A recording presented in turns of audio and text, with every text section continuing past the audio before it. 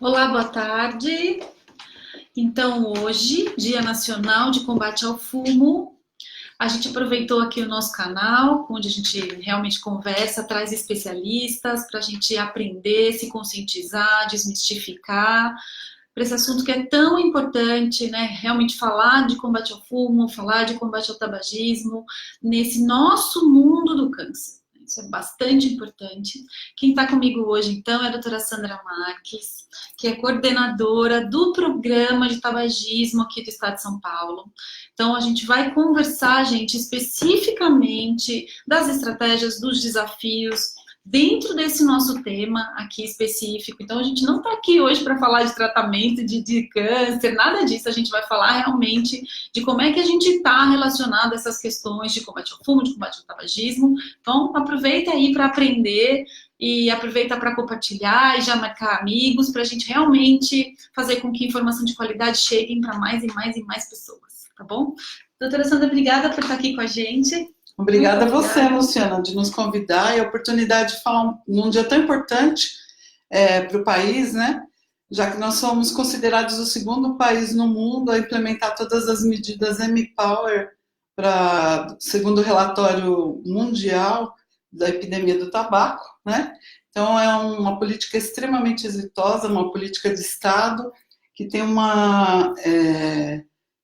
está pautada numa luta muito grande aí já há anos e a gente tem tentado continuar esses desafios aí para frente, né? Sandra, você está me contando então que a gente tem boas notícias. Temos. Estamos indo bem no combate ao tabagismo, é isso? A queda na prevalência foi significativa, né?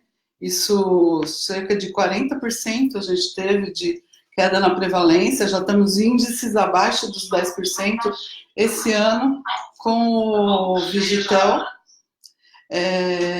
Então, a gente pode seguir, na meta até 2030, a gente já está chegando bem próximo, que são os 8%. Mas explica um pouco para a gente, assim, isso estava dentro de um programa, o Brasil tinha que cumprir algumas exigências, fala um pouco mais disso. O programa nacional PNCT, na realidade, ele está dentro de uma questão maior, que é a Convenção Quadro, né, para controle do tabaco no Brasil, onde 181 países assinaram e ratificaram um tratado, que é um tratado de saúde internacional. É importantíssimo porque todas as medidas, o que eu reforço aqui, é uma política de Estado extremamente importante. À medida que a gente vai implementando as ações, isso daí tem um sucesso tremendo. Então, assim, a gente tem um roteiro, a política segue um roteiro. Quem dera todas as drogas, as políticas de saúde pública tivessem um desempenho tão bom quanto foi a Política Nacional de Controle do Tabagismo. E com isso a gente teve só ganhos, né, em todos os sentidos. Hoje a gente não tem mais publicidade de cigarro, hoje a gente não tem mais venda menores de idade, acho que data de 1980, a primeira lei, a gente precisa monitorar isso, supervisionar e sempre estar alerta para esse tipo de coisa, mas a gente tem várias medidas efetivas, além do marketing, a questão do mercado ilícito. O Brasil também assinou e depositou na ONU em outubro passado já o protocolo para enfrentamento ao mercado ilícito, extremamente necessário, a pactuação entre os países, direito internacional. Paraguai assinou agora no dia do relatório, estava com o pessoal da Receita Federal, inclusive, preocupado nos recursos e na arrecadação tributária que eles estão perdendo também, né? Então, é um desafio, mas assim, são várias áreas envolvidas do Ministério. O ministro da Saúde é o chefe dessa convenção e o secretariado está no INCA, que é o Instituto Nacional do Câncer, que tem implementado intersetorialmente várias medidas para que a gente tenha um sucesso tão grande na política. Nós somos um braço disso. Tá, né? Aqui em São Paulo. Aqui em São Paulo. Que é o CRATOD. CRATOD é um centro de referência de álcool, tabaco e outras drogas, e ele tem como desafio, e foi lançado na realidade, para as políticas públicas do uso de substâncias psicoativas, né? Os transtornos decorrentes das substâncias psicoativas, e o tabagismo, ele sempre foi o carro-chefe do CRATOD, nesse sentido. Com a nossa querida doutora Luzemir, né? Ela começou esse trabalho lá no Cratode, a gente teve um êxito muito grande, foi sempre o grande centro de tratamento. Então, a gente começou a qualificar também profissionais de saúde lá para fazer essa abordagem e tratamento. Então, hoje a gente conta com cerca de 2.000 unidades no estado de São Paulo. É um desafio, porque hoje o Ministério já acabou prevalecendo mais o atendimento na atenção primária, claro, descentralizando e melhorando o acesso ao usuário. Então, foi um desafio muito grande nesses 3 anos a gente qualificar esse pessoal. Nós saímos de cerca de 200 unidades, hoje já temos 2.000. E descentralizamos as qualificações desses profissionais, melhoramos a organização do serviço, né, o fluxograma disso, então isso teve um resultado excelente. As pessoas têm se qualificado mais para essa abordagem, e eu prezo que a gente tem uma qualificação na atenção primária voltada para a área de saúde mental também, onde hoje a gente enfrenta muitos desafios em relação a isso. Porque as pessoas que fumam hoje, elas têm algum tipo de transtorno psiquiátrico associado que precisa ser visto de uma forma mais contundente, né? Porque para a gente ter o resultado ideal, que é a cessação. Uhum. Então, hoje, quando você fala de sair para 200 e passar para 2.000, são locais específicos que oferecem o programa de cessação de tabagismo? Vários níveis de atenção, né? Todos os níveis de atenção ofertam tratamento hoje. Então, a gente tem preferencialmente atenção primária, tem que ser a porta de entrada disso, mas hoje um CAPS, um hospital, ele também está preparado para abordar o tabagista. E esse ano a gente venceu um grande desafio, né, completando os 10 anos da lei antifumo, que foi chamar a atenção da rede de hospitais psiquiátricos, que é a grande exceção da lei, juntamente com a população privada de liberdade.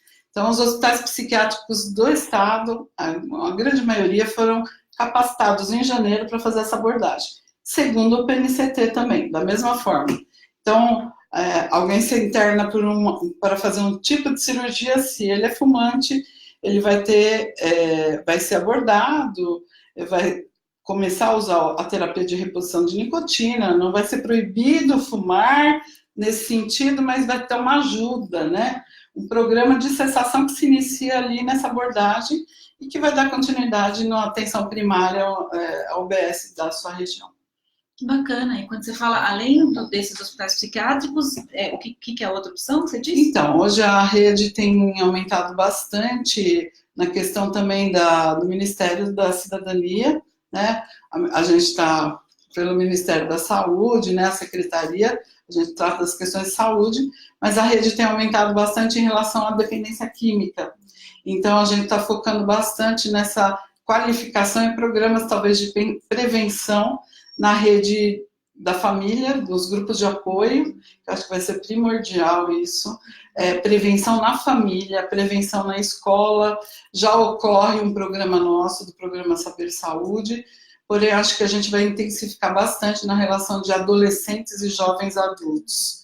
Então, a gente vai ter programas com protocolos internacionais que a gente possa trabalhar essa questão de outras formas de consumo também, além do cigarro. Bom, já que a gente chegou nisso, né? Você está me contando um monte de boas notícias. Quais são assim, os desafios, né, que já estão mapeados dentro desse cenário? Eu acho que, primeiramente, as pessoas entenderam que é trabalhar em rede, né? Isso é fundamental, principalmente no SUS. O SUS é bárbaro, né? Eu sou uma apaixonada do SUS, mas a gente precisa começar a aprender a trabalhar em rede, descentralizar as coisas, né? Começar a coletar dados mais qualificados para a gente poder avaliar indicadores, tem indicadores para a gente avaliar o programa, avaliar o que ele está pegando, onde é que a gente pode melhorar. Eu acho que isso daí vai ser fundamental quando a gente tiver também uma questão de um programa que tem uma adesão nacional, né? Nós estabelecemos aqui em São Paulo as questões estaduais, então coleta de dados. Hoje nós temos um instrumento de coleta de dados estadual, já criado há 1 ano e meio, quase 2 anos já. Então, hoje eu tenho um dado qualificado de quem procura o tratamento hoje em qualquer UBS ou qualquer nível de atenção, né? Qualquer unidade de saúde.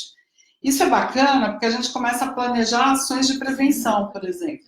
Então, a gente apresentou um trabalho agora no Congresso Brasileiro, da Sociedade Brasileira de Hipertensão, onde a gente trouxe por DRS, onde nós temos mais indivíduos que procuram tratamento, são tabagistas hipertensos, e onde a gente poderia promover algumas ações de prevenção nesses locais. Então, assim, a gente começa a ter um dado mais qualificado e começa a avaliar a nossa rede. Como nós vamos atender isso? Como é que nós vamos qualificar melhor essas pessoas? E a rede também tem respondido bacana nesse sentido. Fizemos cursos de gestão do programa, como é que a gente aborda, como é que a gente faz um levantamento da clientela nessas unidades, como é que a gente traz o programa para dentro da unidade, sensibiliza o gestor. Então, assim, uma série de atividades que a gente tem realizado, eu acho que eu estou bem feliz, a minha equipe bem feliz em relação a isso. Que legal, que legal. E pensando na população como um todo, assim, a gente sabe agora da chegada do cigarro eletrônico, acho que ainda tem um pouco eu sinto um pouco até de dúvida entre as pessoas com relação ao narguilé, né? Acho que o tema até do Dia Nacional hoje, né? As crenças que as pessoas têm ainda, eu escuto muito falar, às vezes, até profissionais de saúde, nossa, mas é um instrumento de uma forma de consumo de tabaco que é secular, veio do Oriente, foi criada por um médico para melhorar o ato de fumar, né? Porque ele é refrigerado dentro do vaso, você põe água, só que as pessoas às vezes não põem só água, né? Esse é o grande problema. Às vezes não é só tabaco, a gente tem a inalação também dos compostos, além dos compostos do fumo para narguilé, que hoje já virou também uma epidemia mundial, segundo a OMS, Organização Mundial de Saúde. A gente tem muitos aditivos nesses compostos. Então, são fumos para tabaco, e no caso, para narguilé, que não são regulados, às vezes, no país de origem do produto. Então, a Ásia, o Paquistão, aquela região, acaba mandando via internet, né, as mídias digitais, nossos grandes desafios também hoje, né, os influencers digitais, o que eles acabam contribuindo também para a expansão desse tipo de forma de consumo. A gente tem que estar muito atento para isso, o governo tem que ficar, Anvisa, de olho nisso, mas esses compostos que não são regulados nem no país de origem, então a gente não sabe nem o que as pessoas andam fumando. É uma realidade. Além do carvão, né? Monóxido de carbono o tempo todo no seu pulmão. A gente esse ano está falando sobre o tema da Organização Mundial de Saúde, que é a saúde dos pulmões, né? A gente fala de câncer, a Oncobia batalha tanto com isso aí diariamente. Então, quanto a gente tem que trazer para a população que o câncer de pulmão, 80% das pessoas que têm câncer de pulmão são ou foram tabagistas ou convivem com tabagismo, né? O narguilé é um tipo de instrumento que, além de você fazer você fumar e ser um tabagista ativo, você também é um passivo. E as pessoas que são tabagistas passivos também adoecem. Tem pergunta aí, Fran? Tem. Enquanto a senhora falou da questão do cigarro eletrônico, estão perguntando então se então não deve ser uma alternativa para parar de fumar. Tem muita gente que usa isso como um passo, né? Aliás, é um discurso, né? Que eu acho que esse discurso já está pronto faz tempo. Já sinalizaram lá em 2015 que iriam parar de fabricar cigarros e entrariam para o mercado novo. Há quem diga que a política de redução de danos talvez seja um discurso para lançamento de novos produtos, né? Eu, às vezes, acredito nisso. Então, nunca foi nenhuma sociedade médica, nem a portuguesa, nem a europeia, indica como redução de danos fumar cigarro eletrônico, né? Então, não há forma segura de se fumar, né? Toda forma compromete a nossa saúde. Então, eu acho que isso é bem importante, as pessoas lerem muito a respeito. Essa semana a gente teve a segunda audiência na Anvisa a respeito dos cigarros eletrônicos, porque está proibida a comercialização, a importação, né?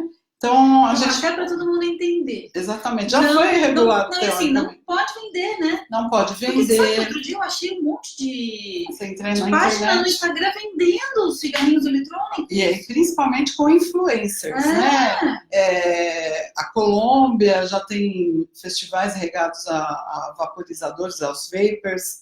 A gente está tendo muito desafio nisso. E os 30 países que regularam o cigarro eletrônico, eles estão tendo desafio agora, né? Porque assim, os Estados Unidos, por exemplo, com a marca do Juul, acabou tendo problema, inclusive, porque é uma nicotina sintetizada, né? Ela não é extraída da folha, então é uma nicotina salinizada que acaba tendo problema com os nossos protocolos internacionais de tratamento. Então, eles estão tendo um grande desafio lá do tratamento dessas pessoas, porque os protocolos normais terapêuticos não estão funcionando.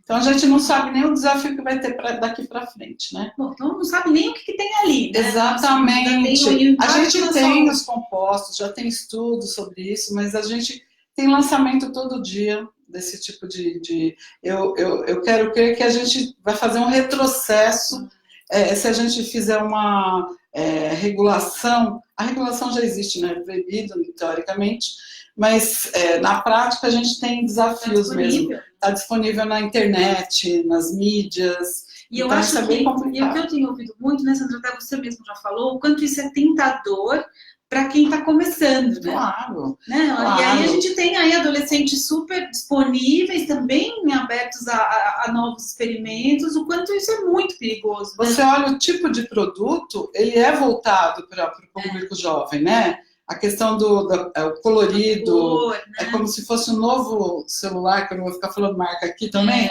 mas é colorido, atrativo, empodera a pessoa dela chegar num ambiente, numa balada, e com aquele dispositivo. E a vigilância sanitária também, a Anvisa, tem um grande desafio em relação a isso, a relação do tabagismo passivo. A gente teve essa semana já uma notícia sobre a primeira morte de cigarro eletrônico associada. Então, a gente não sabe se teve algum problema convulsivo, porque também parece que tinha um uso com maconha. Então, é complicado, porque as pessoas precisam saber bem onde elas estão entrando, né? E, às vezes, a gente não sabe mesmo a quantidade de nicotina e o grande desafio está aí. O que você está sentindo com relação à Anvisa? Assim?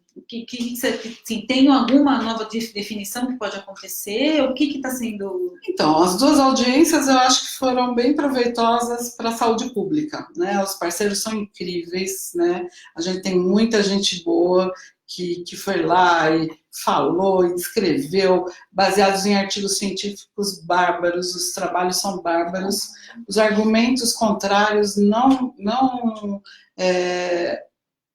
nos trazem segurança, né? Então, eu quero crer que a gente vai conseguir manter essa não comercialização.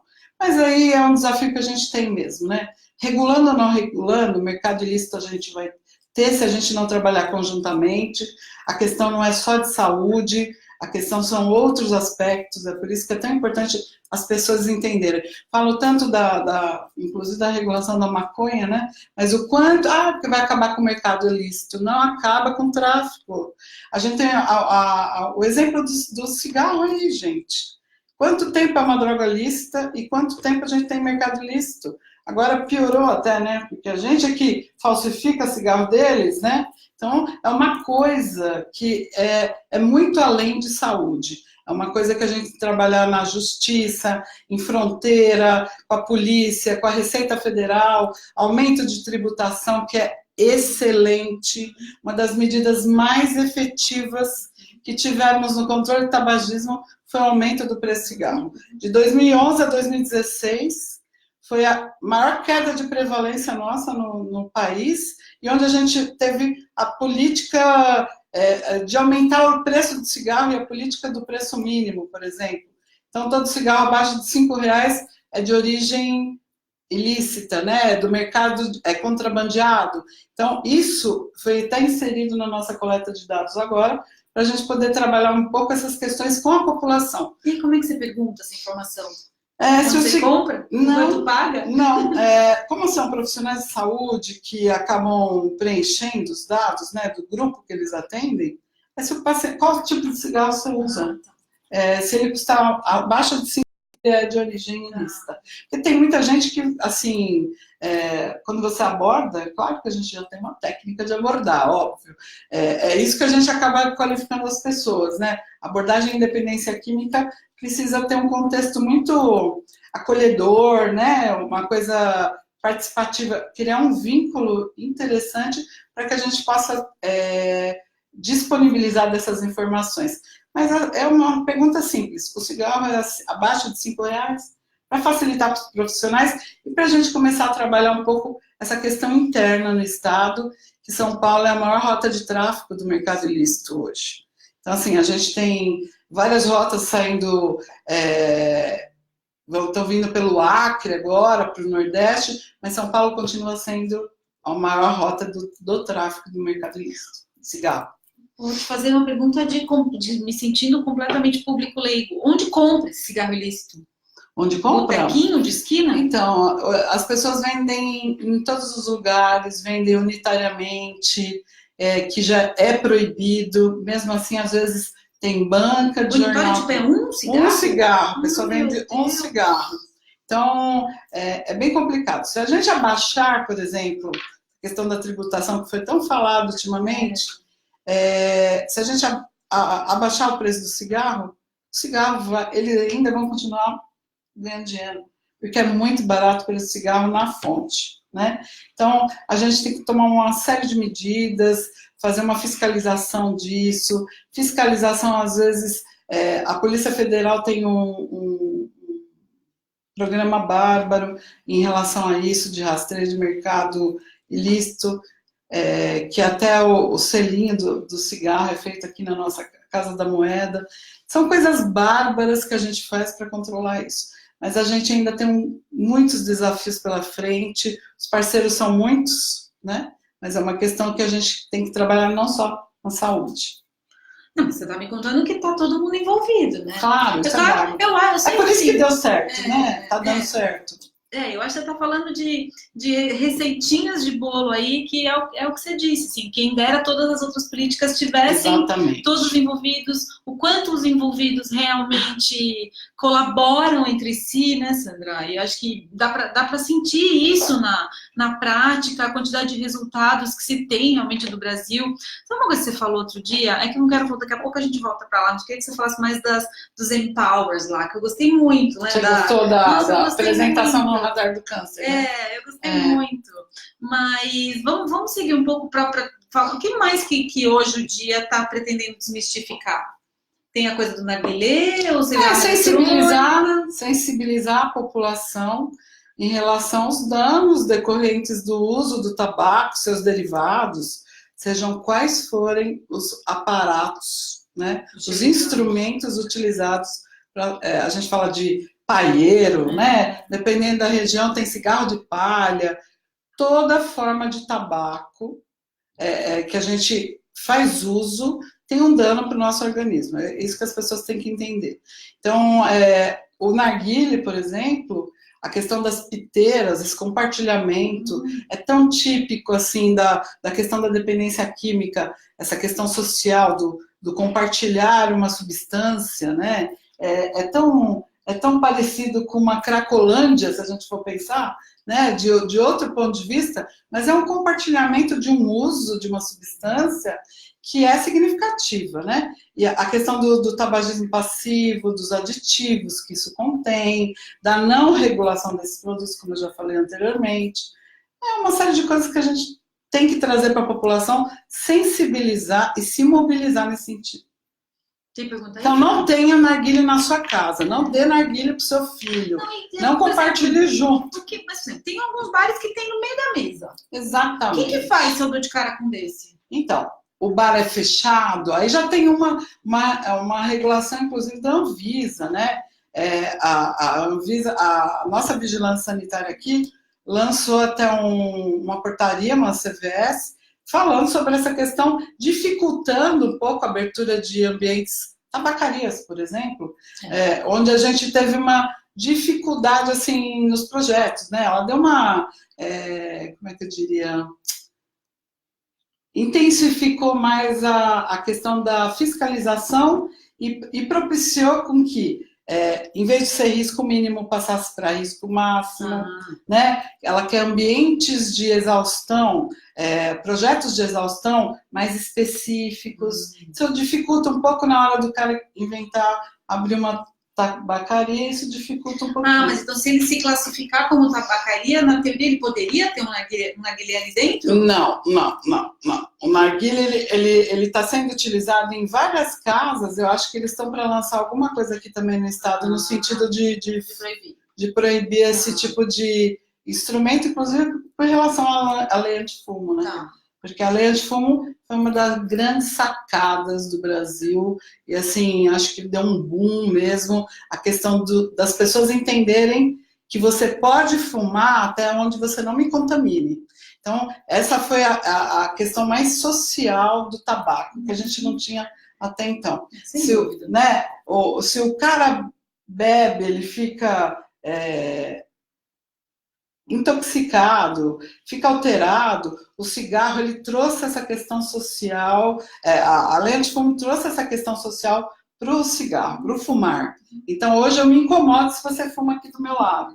Então, isso é importante. De verdade, o fumante fica até sem lugar, fica, né? Porque ele fica do lado de fora, mas mesmo do lado de fora, ele está ali sozinho, né? Ele está visível, ele está sendo esse comprometimento social né? foi, assim, a grande sacada. E assim, porque trouxe não só para o não fumante, mas para o fumante cair a ficha. Eu posso fumar aqui. E o quanto a gente impregna o meio ambiente, né? Questão de bituca em oceano, no chão. Hoje a gente já faz coleta de bituca, faz reciclagem desse material. Então, assim, é bárbaro isso, né? Trabalhar isso com jovem e adolescente é a grande sacada. O Gilberto está fazendo um monte de pergunta aqui. Vou responder um pouquinho para ele aqui. Vai. Acho que ele traz uma questão importante, acho que é legal você falar sobre isso. Ele fala por que os anúncios dos maços de cigarro não conseguem diminuir o consumo. Você concorda com isso? Não, eu acho que, assim, as advertências sanitárias nos maços, aliás, eles já estão se preparando para tirar, né? A ideia agora é que ele seja branquinho, né? Não tenha nada, não é isso a proposta? Não, a padronização é internacional, né? Ela tem bastante dizeres e bastante advertências. Mas aí cada país sai nome, imagem. sai imagem colorido, bonitinho, todos os maços vão ter a mesma padronização, é um marrom esverdeado, né? Uma cor bem feia mesmo, não atrativa. O que é importante você saber, Gilberto, que as advertências não é só para sensibilizar quem fuma já, mas na realidade é para impedir que crianças e adolescentes tomem gosto pela coisa, né? Cigarro não pode ficar do lado de bala e doce numa padaria. Fica ainda, né? Mas eu acho que tem um movimento bacana também já das padarias. Eles mais escondidos, né? As padarias já têm sacado isso, né? Outro dia eu até entrei em contato com o Sindipão, acho que era. Eles estavam naquela questão da tributação, não vou vender mais cigarro por conta de que a padaria é assaltada e todo mundo leva o cigarro. O cigarro é um mercado, né? É um dinheiro. Aí acabaram por algumas padarias, elas têm sinalizado, a gente tem até fotos sobre isso, escrevendo assim: não vendemos mais drogas, vendemos saúde. Muito bacana. Aqui em São Paulo, em Brasília, já tem vários estabelecimentos pensando nisso, e eu acho incrível essa sensibilização que a sociedade tem que trazer mesmo para as questões. Aliás, quem muda tudo é a sociedade, não somos nós gestores. São vocês que vão mudar a história das drogas em geral, né? Essa sensibilização de todos é que faz com que a gente tenha essas mudanças tão incríveis, né, no país. E esse próximo passo aí de provavelmente acontecer uma uniformização das caixinhas, você acha que acontece? Que caixinha você fala? Não, do maço. Do maço? Sim, vai acontecer, porque já é uma RDC, inclusive, da Anvisa, dos aditivos a gente teve, e das advertências é uma medida já da Convenção Quadro que a gente tem que implementar no país. O problema é que sempre se entra com recurso por questão do poder... É os aditivos, exatamente, né? Que ainda não saiu, né? Exatamente. A resolução final.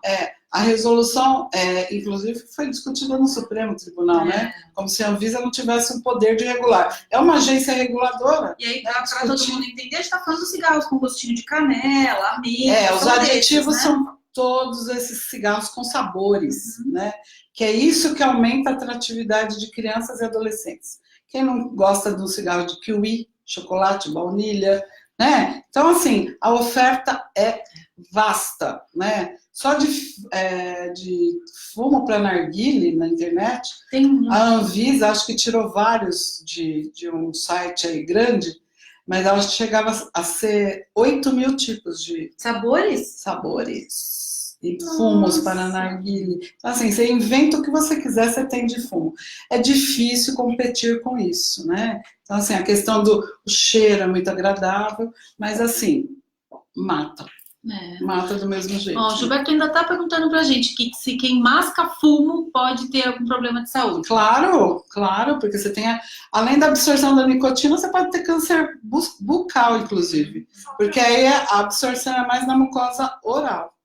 Tem gente aqui também perguntando se charuto e cachimbo e outras formas alternativas também fazem mal. Claro, fazem mal. Charutos e cachimbos são mais alcalinos, né? Então, eles têm uma absorção maior na boca, né, teoricamente, e os cigarros vão mais para o pulmão diretamente. Mas cachimbo, cigarrilha, eles têm uma prevalência em câncer de bucal muito maior, câncer de boca. Por causa da absorção. Mais duas. A Anne está comentando aqui, aquilo que a senhora falou sobre a questão das padarias, né? Ela falou que devia ter uma lei para proibir a venda em alguns locais, como padaria. Estamos pleiteando já. Eu acho que assim, cigarro, droga, tem estabelecimentos que vão ser dirigidos, né? Teoricamente, a tabacaria teria que ser o único lugar para se vender esse tipo de produto, né? É isso que a gente pleiteia aí há algum tempo já. Isso já tem projeto de lei? O pessoal tem entrado com... Mas demora muito, né, Luciano? Tudo demora muito.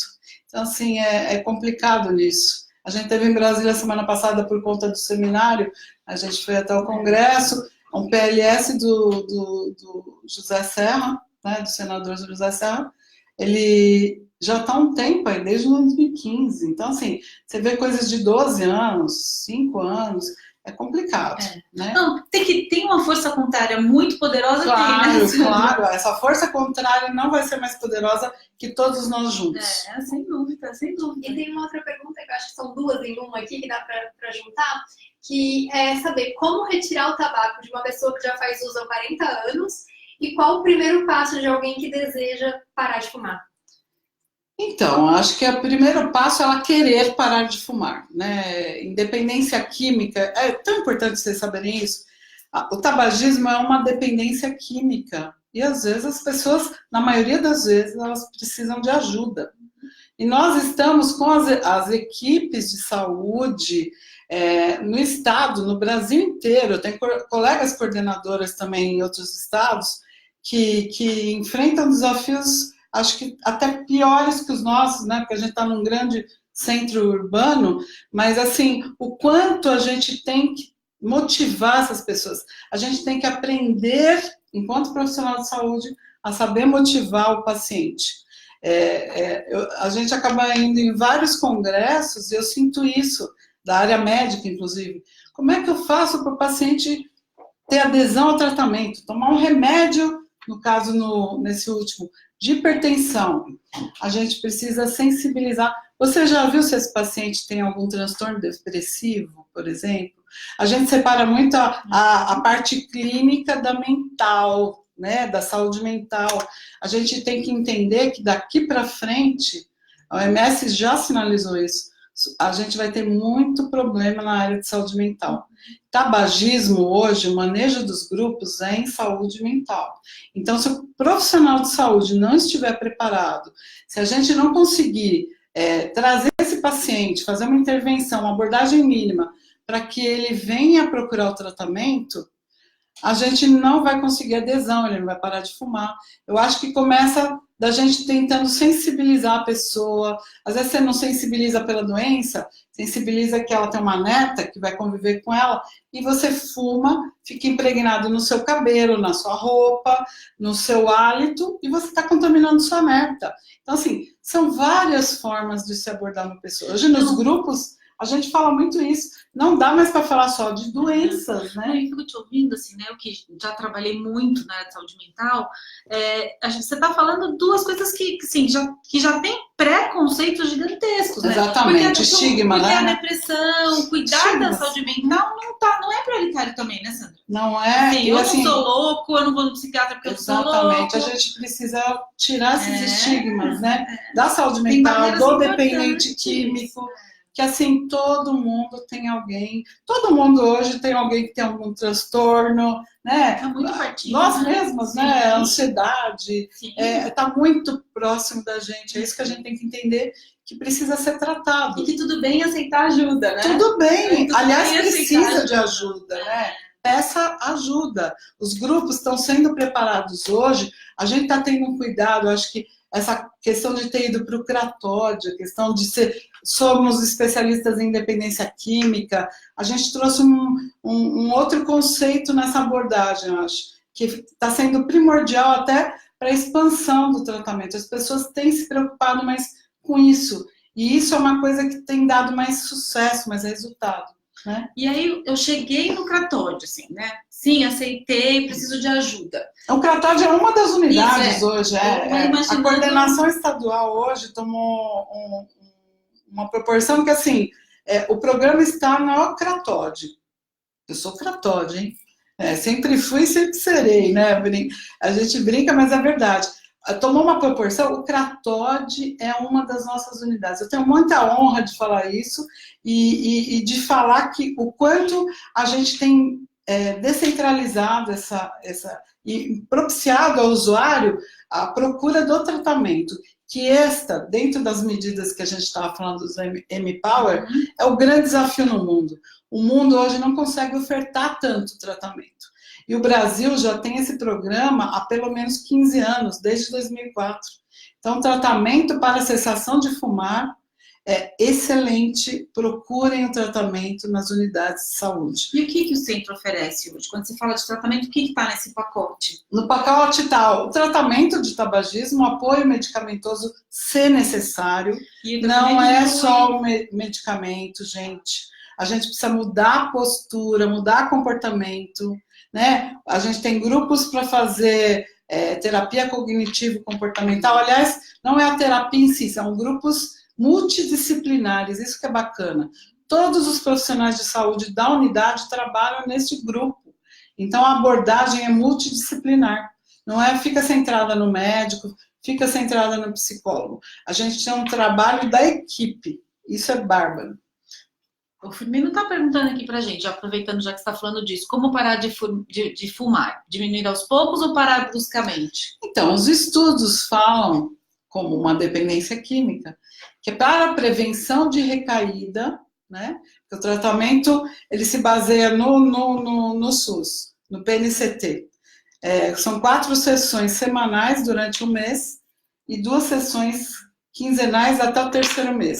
Depois você acompanha mensalmente até 1 ano.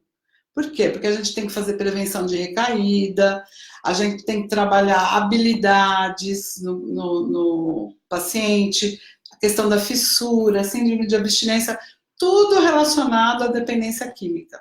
Porque senão as pessoas voltam a fumar.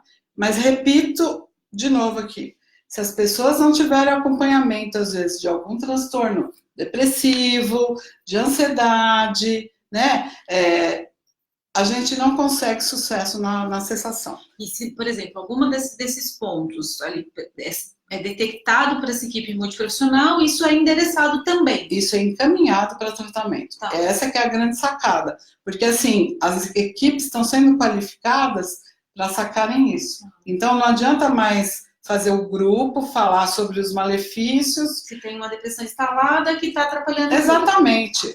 Elas têm sido qualificadas nesse sentido. O grupo, ele é para cessação, mas a gente acaba abordando sobre outros temas, né? Então, você detecta algum outro tipo de transtorno, você encaminha para tratamento, óbvio, na rede. Tá. Se não puder Tenho fazer, algumas. pode falar. Boa tarde, Sandra. Tudo bem? Tudo bem. Bom, você está falando de buscar tratamento, né? No meu caso, eu já tenho um acompanhamento psicológico, tá? E pesquisando agora aqui, eu achei já a UBS mais próxima da minha casa. Como que eu faria? Eu teria 2 acompanhamentos psicológicos, então? Ou... Então, lá não é uma abordagem terapêutica, Tá. né, propriamente dita, feita por um psicólogo. Existem, sim, lugares onde você vai ter um psicólogo que pode até promover o tratamento individualizado, se achar pertinente. Aham. Mas o grupo é feito em grupos no SUS, né? Então, a gente tem um atendimento em grupo, que é bem bacana. Nessas 4 sessões você fala... são sessões dirigidas já. Eu nem trouxe o livrinho, mas numa outra oportunidade eu até mando para você. Então, são temas já definidos. Então, as pessoas são abordadas com temas definidos já. Então, a semana 1 é entender o que é a dependência, que o tabagismo é uma doença crônica, uma doença pediátrica, a iniciação se dá muito precocemente, no país aqui é de 13 a 18 anos, na Ásia, por exemplo, a gente tem iniciação com 5 anos de idade. Então, assim, que são países que ainda enfrentam desafios na implementação de medidas. Mas você sabe que até meu marido tá essa semana na Europa, na Suécia, em Estocolmo. Fuma muito? Ele está em estado de choque. Estado de choque, assim. É. Na rua, nos lugares fechados. Exatamente. Impressionante. Por isso que eu falo que o Brasil é the best nesse sentido. A gente tem uma política exitosíssima, um exemplo para o mundo. Não é à toa que nós fomos escolhidos para lançar o relatório mundial, né? Mas é o segundo país, depois da Turquia, que implementou essas medidas M-Power. Mas vou terminar o que ele falou. Você chega na UBS, você deve ter algum cartaz. Então, a primeira porta de entrada pode ser a UBS. Pode, deve ser. E aí você chega na UBS e pergunta sobre o programa de cessação. Exatamente. Não dá para você tratar hipertensão, não dá para você tratar nada se não tratar o maior fator de risco de todas essas doenças, né? A gente está falando de câncer de pulmão, a gente está falando de várias doenças. O tabagismo, mais de 50 outros tipos de doenças. Até tinha uma pergunta aqui dele falando de enfisema. Ele falou mesmo de enfisema também. Aí você chega na unidade e aí vai ter um grupo que é sempre realizado de 10 a 15 pessoas, esse grupo. E você vai começar sessões estruturadas. Faz uma entrevista, normalmente. Ele tem que esperar o próximo grupo começar. Então, teoricamente não. A gente tem uma organização que, assim, o primeiro mês ele é um grupo fechado. O grupo de manutenção é um grupo aberto, né? Para não ficar repetitivo. Então, o grupo de manutenção é entre a gente que veio do grupo fechado agora, como tem gente que está 10 meses já. E isso que é rico no grupo. Porque você trabalha com pacientes em todos os estágios. A grande sacada é você, como profissional, entender em cada estágio motivacional que está esse paciente. Então, às vezes, se o paciente... E ele se motiva vendo o outro. É a técnica do espelho, que a gente chama, né? Então, você se vê no outro ali, e aí você acaba se motivando por uma questão. É bem bacana. Procure tratamento se você quer.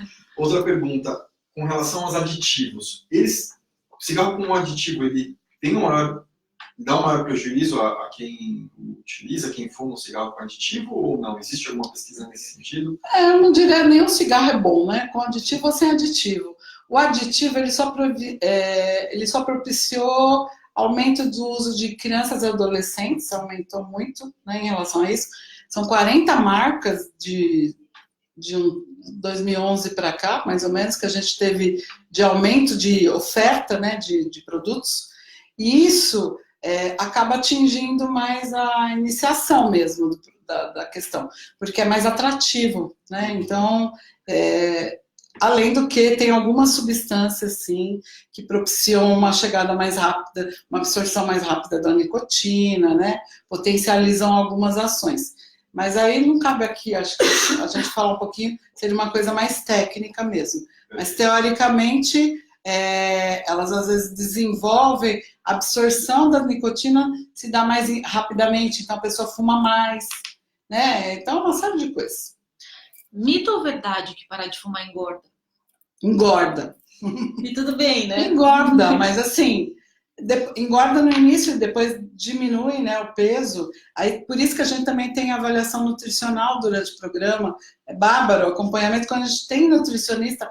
E se não tiver também, o programa prevê essa abordagem. Então, falar quais são os alimentos que são bacanas da gente usar quando tem fissura. Então, para não ficar comendo doce. Porque como todo dependente químico, o sistema de recompensa nosso, cerebral, que dá prazer, né? Porque o cigarro dá um prazer quando você fuma, teoricamente, na prática, né? As pessoas que fumam no início porque tem prazer, né? É uma droga. E esse sistema de recompensa, ele fica meio... E aí a pessoa acaba buscando mais doces, mais o olfato melhora, o paladar, por isso que as pessoas acabam comendo mais também. Tem aí, Fran? Tem, Vitor? Goma de mascar, aquela com nicotina, ela traz algum prejuízo à saúde? Então, tem muita gente que também acaba ficando dependente da goma, né? Precisa tomar cuidado. A gente tem no SUS, agora a gente está sem no período, porque teve um problema com licitação, né? Que as empresas não aderiram, mas acho que no começo do ano, a gente teve no Ministério semana passada, no começo do ano a gente vai ter a goma de volta e a pastilha também, né? A goma, o único inconveniente dela é que tem que ser, ela é muito dura, né? Mas ela é excelente com terapia combinada com reposição de nicotina, os adesivos, principalmente para algumas populações especiais que a gente chama, que é gestante, então pega muito pico do cigarro, que a absorção do adesivo de nicotina, ela é contínua, e quando você combina com a goma, você tem picos, então pessoas que têm muita fissura pelo cigarro, às vezes gestantes também, que não é o adesivo, aquela coisa local, né, absorção, acaba sendo usado para essa população também. Tá, então é mentira que você não pode utilizar os dois ao mesmo tempo, a goma e o adesivo. Não, é uma questão de você saber o que você vai prescrever. Tá. É isso que é bacana. Então, se o paciente tem transtorno...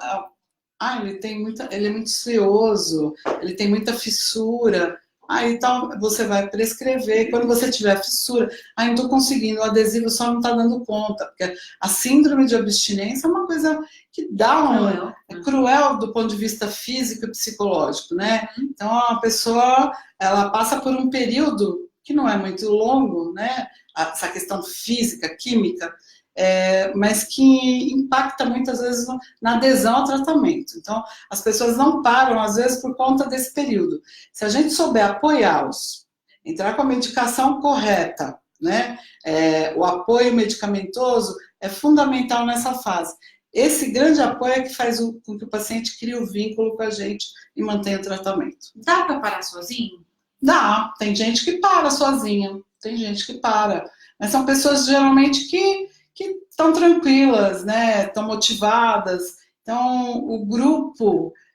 tem muita gente que só de você falar na primeira sessão, na outra semana já vem sem parar. Isso que é bacana do grupo. Então, você vê que é possível de várias formas.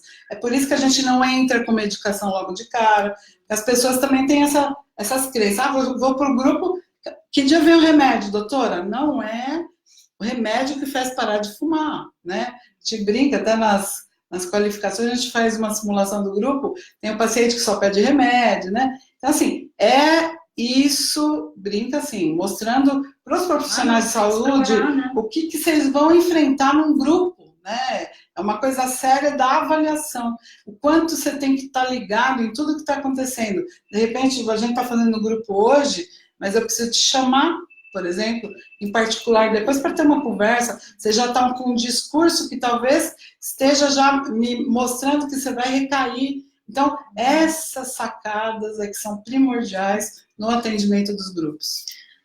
Você está falando da situação hoje, para quem, né, quer buscar ajuda nesses grupos de cessação de tabagismo dentro das UBSs. E como é que é isso? Sei lá, quem quiser usar um plano de saúde, vai no pneumo? É isso? Qual é a parte teoricamente, pelo PNCT, todo mundo. Eu acho que a AMB já sinalizou, inclusive, que vai fazer o curso de qualificação dos médicos em relação ao tabagismo. Isso tinha que estar na graduação de todo mundo, né, gente? Certeza. Porque, assim, é um desafio de muitos anos. E de todos os tipos de médicos. De todos os tipos de médico. A gente falou muito sobre isso lá no Radar do Câncer. Pneumo, o cirurgião, né? Então, assim, a abordagem tem que ser em todas as frentes. Desde quando o cara entra ali na UBS, na recepção. Lá no Cratóide, por exemplo, essa questão é bem veemente, né? Até os porteiros acabam sendo sensibilizados. Eu acho que em relação à questão do ambiente livre de tabaco, nas unidades de saúde, isso é básico, né? Não dá mais para fumar ali perto, não dá para fumar na porta e ter o paciente vir depois num grupo. Falar, doutor, você está falando para eu parar de fumar e você está fumando? Então, assim, a gente precisa começar a se tocar dessas coisas, né? É uma coisa muito importante isso que eu estou falando aqui, porque isso é a conscientização do profissional enquanto agente da saúde, mas é uma responsabilidade social e quanto a gente tem que exercer essa cidadania, né? Então, assim, exercer mesmo. Doutora, mas eu posso falar que não pode fumar dentro da unidade? Tem uma lei. Procurem a legislação. Procurem a questão, se fortaleçam nisso para falar com os gestores, né? A gente não pode mais deixar passar batido, né? E talvez até futuramente acabar trabalhando essa questão das exceções da lei, né? Que é o meu grande sonho. Com certeza, com certeza. Mas, Fran, nós estamos chegando quase na nossa reta final, que a gente já está conversando há 1 hora, olha só. Nossa, acho que a gente falou bastante. Eu falei bastante, viu, gente? Mas se vocês precisarem, posso falar sobre isso? Se quiser, claro. Se vocês precisarem de ajuda para parar de fumar, eu gostaria que vocês entrassem no site do Cratóide, pela Secretaria de Estado de Saúde de São Paulo, né? Nós temos no Brasil inteiro, não é só aqui no estado de São Paulo. A gente tem unidades no Brasil inteiro. E fora de São Paulo também chama Cratóide? Não, Cratóide é a nossa unidade, né? É o centro de referência. Mas às vezes está na Secretaria de Estado de outro lugar, está nas Dantes. O tema é muito transversal, o tabagismo, e o programa realmente está em vários lugares em outras secretarias. Aqui em São Paulo é no Cratóide. Então, se vocês entrarem no site, vocês vão ter todas as unidades por zona leste, norte, aqui no município e na região metropolitana. E tem todas as unidades do estado por DRS, Departamento Regional de Saúde. Isso é importante porque vocês vão saber aonde procurar e aonde cobrar onde não tem. Me ajudem. E aí, pode te falar? Se não estiver funcionando? Pode. Se não tiver vaga? Pode que eu ligo lá. A gente vai tentar sensibilizar. Aliás, é uma coisa que tem que ter em todo ponto de atenção mesmo. Unidade básica de saúde é primordial ter, né? Todas têm que ter? Teoricamente, sim. Tá. Fala do M-Power. Eu acho importante a gente falar disso. São as medidas que a gente tem implementado no Brasil e que tiveram muito sucesso, né? A questão dos aditivos foi uma a questão da publicidade. Eu falei, acho que a principal hoje, que é a meta do relatório, é ofertar tratamento para quem quer parar de fumar, né? Que mais que a gente pode falar? Acho que é aditivo, acho que tem a questão publicidade, publicidade, as outras formas de consumo que são primordiais, né? Acho que um dia bacana da gente também chamar a doutora Estela Martins, que ela fala bem essa questão dos cigarros eletrônicos, ela tem feito umas publicações bem bacanas. Ela E a gente vai ter que começar a falar profundamente sobre álcool, exatamente, né? Exatamente. Eu acho que também o Kratóide tem um pessoal bárbaro sobre isso, então a gente começa a falar um pouquinho de políticas públicas para álcool. O pessoal pede muito, né, Lu? E acho que é uma coisa... A própria Lancet falou, acho que a questão dos 3 meses, quem dera termos uma convenção quadro para o álcool, né? E o pessoal hoje está pleiteando muitos projetos de lei aí a respeito de não vender bebidas, né? Estádios, não vender isso, não vender aquilo. São as mesmas medidas que a gente tomou em relação ao tabagismo. Tributação, a gente já falou de várias coisas do MPower. A tributação, aumento da tributação, como é importante para reverter até o que a gente tem de prejuízo no SUS. São 57 bilhões de prejuízo no SUS, com doenças tabaco relacionadas e perda de produtividade. Então, a gente recolhe em tributos, hoje, chega a cerca de 13 bilhões. Isso não é 1/4 do que a gente gasta. Tanto é que a AGU entrou com uma ação agora, recentemente, contra as indústrias aí, para ressarcir esse valor, né? Então, a Advocacia Geral da União.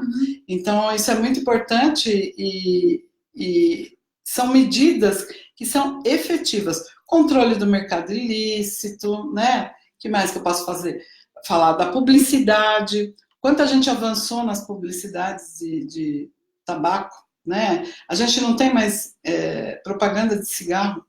Ninguém não tem mais o cowboy do Marlboro, né? Agora está o Neto fumando cigarro eletrônico. Né? Então, assim, não muda, gente, não muda, é o mesmo discurso. Vocês vão ver em todas as substâncias, é o mesmo caminho, e a gente sabe o caminho que tem que tomar. Então, isso que é importante da gente saber que o relatório mundial trouxe tudo isso. O Brasil já implementou todas essas medidas. Ambientes livres de tabaco, para mim, foi o the best. Né? Eu acho que é uma das melhores coisas que a gente teve nesse sentido. O que mais? Acho que era isso. Eu acho que eu já tinha falado todas só separadinhas, né? Eu espero que você tenha gostado. Aí, eu espero que vocês tenham gostado e que se mobilizem na relação cigarro tem que acabar, né, gente? Não tem mais o que conversar sobre isso. E essas outras formas, a gente tem que evitar que todo mundo comece a consumir, né? Para a gente não retroceder nas políticas que a gente tem implementado tão bem no Brasil. Acho que isso é o grande discurso que a gente tem que ter daqui para frente em todas as frentes. Evitar doenças, prevenir. Prevenção é a palavra da vez, ok? Gente, para quem chegou agora, eu acabei de bater um papo aqui de 1 horinha com a doutora Sandra Marques, que é coordenadora do programa de tabagismo aqui do estado de São Paulo. Volta tudo lá pro comecinho, aproveita para assistir de novo, marcar as pessoas, a gente trouxe muita orientação e acho que é bacana quando tem, acho que é o que você falou, né, a mesma coisa do dado, quando tem base científica, né, Sandra? Quando tem base científica, quando tem experiência, quando tem prática, quando tem brilho no olho. E dá brilho no olho mesmo. Acho que você se envolve de uma forma que, assim, a gente brinca que vira meio ativista da causa, mas, assim, é uma coisa que dá tanto prazer trazer saúde para as pessoas, informação. A nossa população carece de informação. Informação é tudo, gente. Não fala... E quem precisa, quem fuma hoje, é a população mais carente. E é ela que precisa de informação da gente, né? Então, é isso que a gente tem que trazer de importante. Eles não têm informação. Então, espero que vocês tenham gostado. Dia Nacional de Combate ao Fumo. Aproveita para se informar, para levar mais informação então para as pessoas e que a gente consiga, né, Sandra, mudar essa realidade de verdade. Muito obrigada. Muito obrigada a você do convite e da oportunidade. Amei de falar isso aqui hoje. A gente volta, faz mais depois. Ok. Tá bom? Obrigada, gente. Tchau, tchau. Acho que foi legal.